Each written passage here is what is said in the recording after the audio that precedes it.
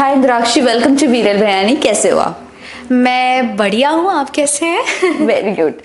Indrakshi, firstly मैंने congratulations, 900 episodes complete हो गए हैं। प्लस एक और चीज़ की, आपका आखिरी साल है यूपीएससी के लिए या first year, if I am not wrong? Actually, this is my last year of graduating. Like I'm graduating in psychology and sociology. Okay. I'm doing psychology sociology honors, and ये मेरा last year है because it's my third year. So my third year, and after this I can give UPSC examination because you have to be graduate to actually be take a part in UPSC examination. So now I am preparing for UPSC. मैंने काफ़ी competitive exams तो दिए हैं, but like UPSC is a big deal. मैंने actually competitive exams means like छोटे मोटे competitive exams just for trying मैंने दिए हैं, but UP is a big deal UPSC. तो let's see what happens. I am hoping for the best कि पहली बार में ही फाइनल हो जाऊँ, बट होता है 4 ट्राइज देते ये लोग. Let's see. I feel like पहली बार में हो जाऊँगी मैं. I am smart. Hope for the best. Well, आपका और इस पढ़ाई के कनेक्शन की अगर मैं बात करूँ, आप एक्टिंग फील्ड में आए हो और जो शो कर रहे हो आप, कंटिन्यू शूटिंग चलती रहती है. हाउ यू मैनेज स्टडी और शूटिंग, कैसे आप सारी चीज़ें मैनेज कर लेते हो?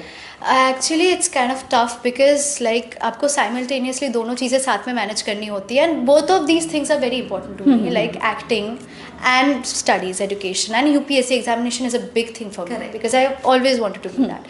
So मैं क्या करती हूँ, अपने स्केड्यूल को मैनेज करके रखती हूँ. I mentally prepare myself, I stay positive and I concentrate on my schedule. मैं हमेशा ऐसा करती हूँ. क्या होता है, हमारा 12 घंटे का शिफ्ट रहता है यूजुअली, जैसा रहता है. So for 12 hours I concentrate on shooting, और बीच में अगर सपोजिटली 1-2 घंटे का गैप मिल गया मुझे, तो उस 1-2 घंटे में मैं पढ़ाई करती हूँ. I try to attend online lectures, I try to study, and फिर मैं घर लौट के सपोज आधा घंटा 1 घंटा मैंने रिलैक्स किया, देन आई स्टार्ट स्टडिंग. 3 बजे 3:30 बजे बज जाएंगे and I study, and that is the best time to study. I feel like वो टाइम मैं स्टडी करती हूँ. फिर मैं सुबह उठूँगी, फिर मेरा रूटीन कंटिन्यू होगा, तैयार होना, सेट पे जाना. फिर मेरे को ऐसा होता है कि मेरे को छुट्टी मिल ही जाएगी. ऑफ कोर्स मेरे को छुट्टी मिलेगी, क्योंकि my 20 to 25 days are packed for me for shoot.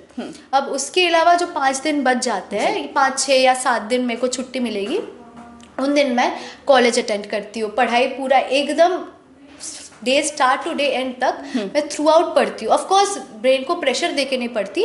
Suppose मैंने ब्रेक्स थोड़े ब्रेक्स में मैं पढ़ती रहती हूँ, and continuous I try to concentrate, I try to absorb the learnings, so that मैं जितना कोप अप कर पाऊंगी उतना मेरे लिए अच्छा होगा, so that I can score well and I have the knowledge. So that is how I manage the whole thing. Oh, that's great. But JD sir की मैं बात करूँ, उनका कितना उनको कितना श्रेय देना चाहोगी? वो कितना हेल्पफुल है आपके साथ, आपकी स्टडी के साथ, आपके करियर वाइज?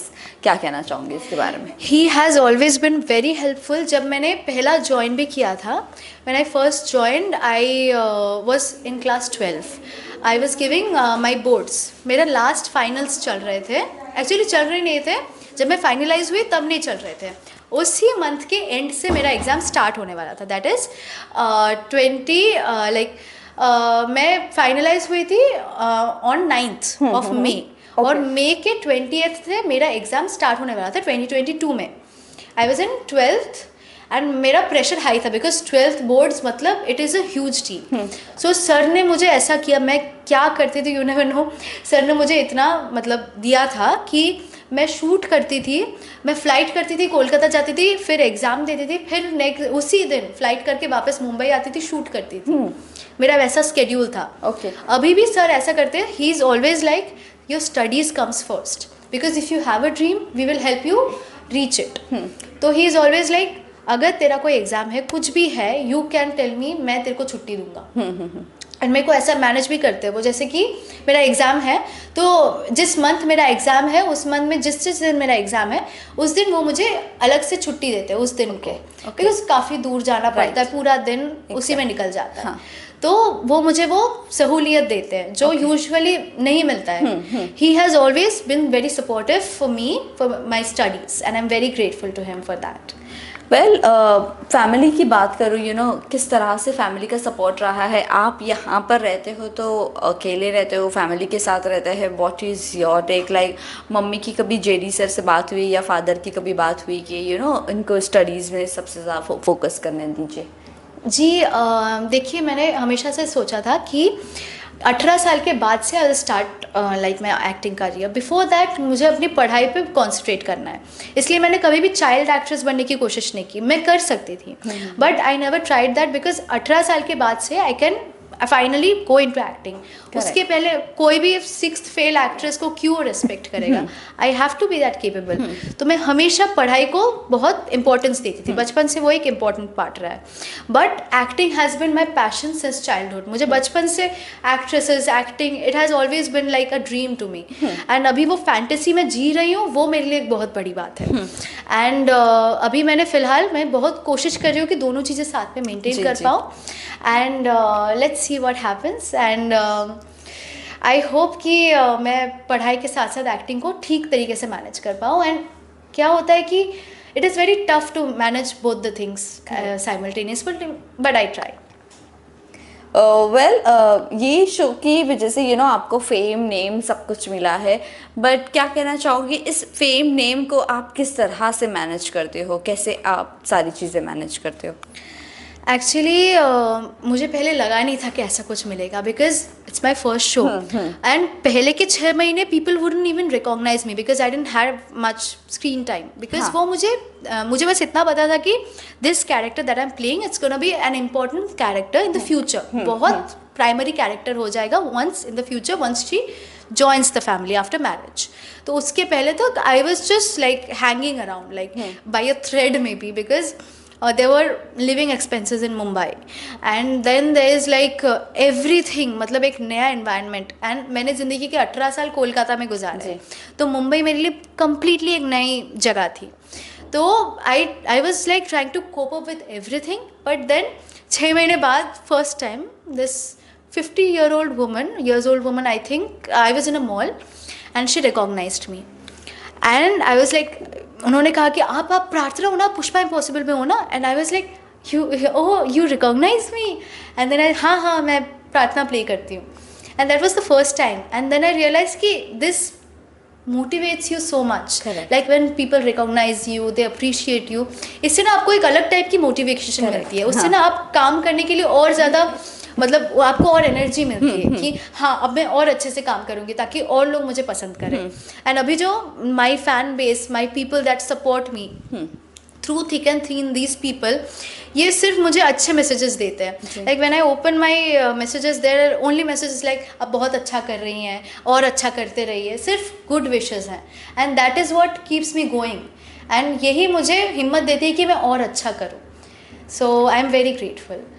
वेल कभी कभी कुछ होता है ना इस इंडस्ट्री में। मैं अभी रिसेंटली मैंने इनसे भी पूछा था, एक्टर से, कि बहुत कम टाइम में जिसको फेम मिल जाता है ना, वो डाइजेस्ट नहीं कर पाते हैं।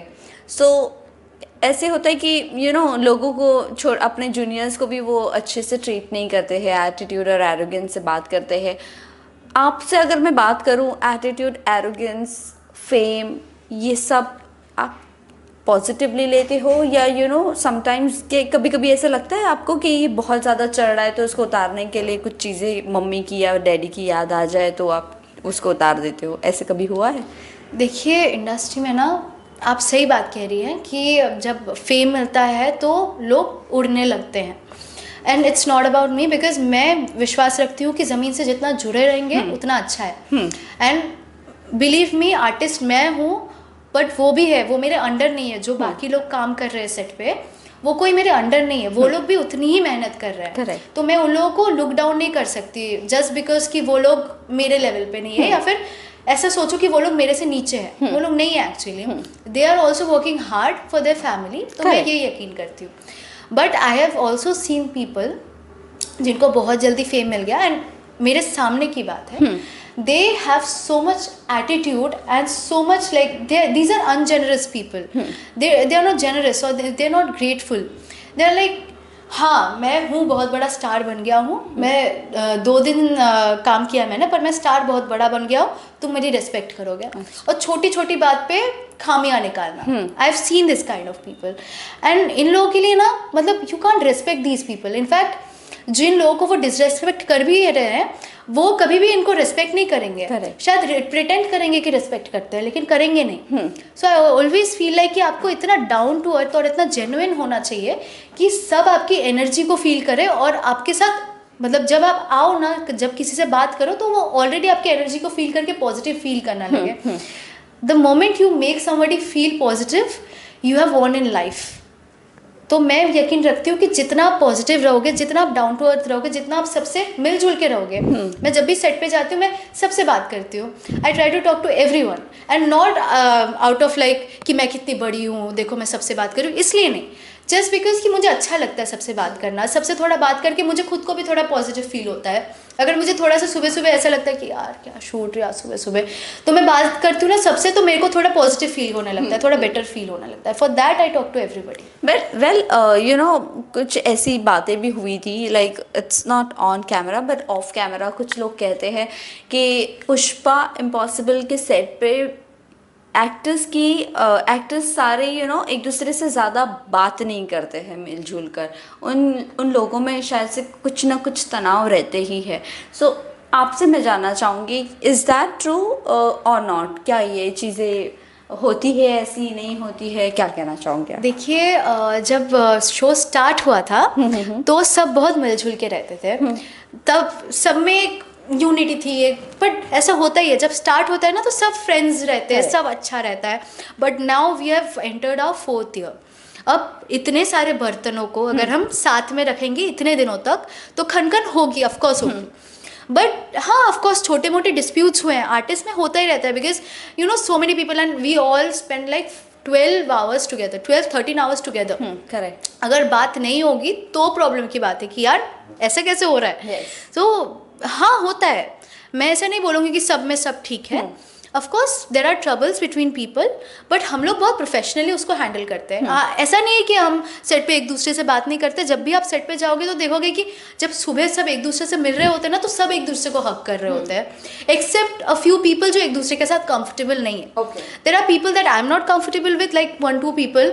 देर are 1-2 people that are not comfortable with me, and that's fine, because it's part of life. And अगर सब मेरे साथ कंफर्टेबल होते तो क्या ही बात होती।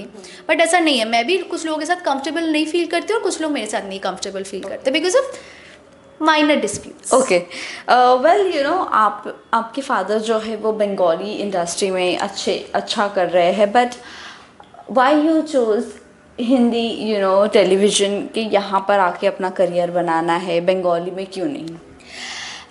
बिकॉज मुझे नेपोटिज्म सपोर्ट नहीं करना था। मतलब मुझे ऐसा लग रहा था कि लुक माई फादर, वो भी उन्होंने ज़ीरो से शुरुआत की थी। वो पहले गांव से कोलकाता गए थे, only 20 rupees with him, and उन्होंने अपना पूरा एम्पायर बनाया। तो I was always so inspired by my father. My mother is also very inspiring, she has also inspired me. My grand mother has inspired me so much because she has fought so much for education. तो ये सब देख के मुझे ऐसा feel होता है कि मे बी वन डे मैं भी इतना हार्डवर्क करूँगी अपने आप से। इसलिए मैंने हमेशा कोशिश की कि मैं ऐसी जगह से काम करूँ जहाँ पे people, I don't have any power on people, कोई मुझे नहीं जानता, मैं खुद को रिकॉग्नाइज करवा रही हूँ। अभी भी आप भी मुझे जो जान रही है, इट्स थ्रू माई वर्क, जो मैंने खुद अपने मेहनत से कमाया है। जो काम जो लोगों को मैंने जो लोग मुझसे अभी प्यार करते हैं, उनको भी मैंने अपनी मेहनत से कमाया है। एंड वो चीज़ मुझे बहुत अच्छी लगती है। It touches my heart when I have worked so hard कि अभी लोग फाइनली मुझे रिकॉग्नाइज करते, मुझसे प्यार करते, चाहते कि मैं ज़िंदगी में और आगे बढ़ूँ। तो वो मैं चाहती थी कि मैं खुद से करूँ, क्योंकि खुद से करने, आप अगर खाना भी खुद से बना रहे हो ना, तो वो खाने के लिए आप बहुत प्राउड फील करो, अरे वाह मैंने क्या खाना बनाया आज। तो वो मेरे को वो फील होता है कि यार क्या क्या किया मैंने, I feel proud of my self. Well आप एक्सपर्ट भी हो कथक, भरतनाट्यम में। उसकी अगर मैं जर्नी की बात करूँ, वो क्लासेस अभी चल रही है, नहीं चल रही है, वो सारी चीज़ें कैसे आप ऐसे रखते हो कि वो भूल ना पाओ आप कभी? जी, वैसे तो ये ड्राइविंग स्किल्स की तरह है कि एक बार सीख लो तो कभी ना भूल पाओ, ऐसा मतलब अगर आपके इनमेट आपके मसल मेमोरीज में वो इनबिल्ट हो जाता है, एक बार सीख लो ना तो रह जाता है।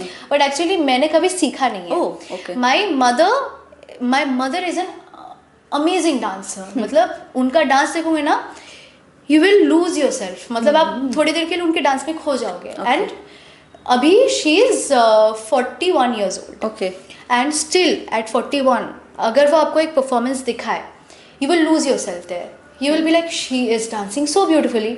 तो उनसे ना मुझे जेनेटिकली वो डांस का वो मिला है, कीड़ा, उनका कीड़ा ना मुझे जेनेटिकली मिला है, तो मुझे डांस करने में मज़ा आता है। I can dance but I have never learned it, मैंने अपनी मम्मी से भी सीखा नहीं उतना। मैं जब डांस करती हूँ ना तो मैं रिदम के साथ खुद थोड़ा बहुत चलने लगती हूँ और फिर मैं कर लेती हूँ, but I am not an expert. Okay, मतलब मैं खुद को एक्सपर्ट नहीं मानती, because expert is like someone like my mother, she is like an expert, वो सिखाती है, वो सिखा सकती है आपको, मतलब आपको या किसी को भी वो सिखा सकती है। मैं एक्सपर्ट नहीं हूँ, मैं सिखा नहीं सकती, but I can show you कि मेरे को आता है, मैं इतना बोल सकती हूँ कि मुझे आता है, बट मैं एक्सपर्ट नहीं हूँ मेरी माँ की तरह।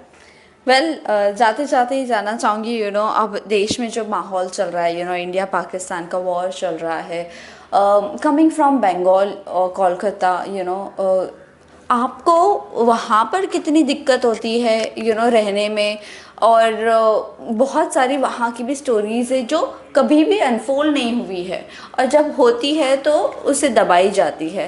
क्या कहना चाहोगे आप इस चीज़ के बारे में, और अभी जो इंडिया पाकिस्तान वॉर चल रहा है?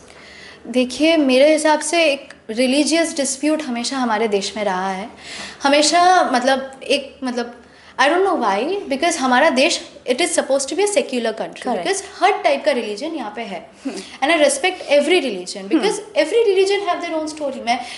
मैं कौन होती हूँ किसी को जाके बोले तुम्हारा रिलीजन ऐसा है वैसा है, I am no one, so I don't जज other people's religion, and I very much respect, if anything I respect other people's religion. अगर आप कोई रिलीजन फॉलो करते हो तहे दिल से, तो मैं आपको रेस्पेक्ट करती हूँ फॉलो करने के लिए। बट आजकल पता नहीं क्यों, because of certain misunderstandings, because of certain policies of governments, लोग अभी रिलीजियन पे अटैक करने लगे हैं। People have started attacking each others religions in our country, which is not a good thing, क्योंकि हमारे देश के कोई भी रिलीजन हो, जब देश की बात आती है तो रिलीजन कोई भी हो, कोई nobody cares, nobody gives a dam. लड़ना होता है तो हम अपने देश के लिए लड़ते हैं, हम रिलीजन वाइज नहीं लड़ते कि भाई मैं तो हिंदुओं के लिए लड़ूंगी, ऐसा नहीं है। मैं अपने देश के लिए लड़ूंगी, मैं इंडियन हूँ सबसे पहले, I am an Indian first, then I am a Hindu person, तो ऐसी बात है। एंड जो वॉर हो रही है, I am very much with India, I am very glad कि जो वॉर हो रही है वो हो रही है, because they had the audacity to come to our country. पहले तो वो लोग shelter करते, I will not name the country, but they shelter terrorists, and then they send those terrorists, they give them amenities, they give them ammunitions, and then they send those terrorists to our country to threaten the religion that they don't like. तो ऐसा नहीं चलेगा। अभी भारत एक example set कर रहा है कि तुम्हारे साथ क्या होगा if you again mess with us, और एक एग्जाम्पल सेट करना चाहिए, बिकॉज हमने रिसेंटली सर्जिकल स्ट्राइक भी किया था, पुलवामा अटैक उन्होंने किया था, हमने सर्जिकल स्ट्राइक किया, but what happened, they again did this Pahalgam attack.